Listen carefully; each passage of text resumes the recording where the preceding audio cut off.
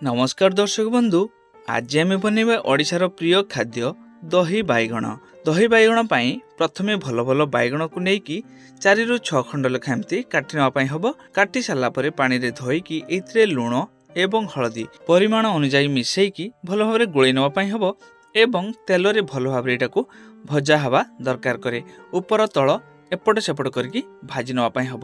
जिते बेले बैगणर कलर टे एमती देखा यहाँ बाहर करने हम। कढ़ाई थिबा अवशिष्ट तेल देवाई पड़ो 2 ରୁ 3टा सुखिला लंका एवं अल्प टिके कंचा जीरा देकी तापर अल्प टिके भुसुंगा पत्र देकी एटाकू भाजी नापी हम एवं भजा बैगण देकी अल्प परिमाण हलदी एवं लंका गुंड देकी पुणी एटाकू टिके समय भाजिकी गैस फ्लेम को बंद कर एटाकू बाहर करने हम।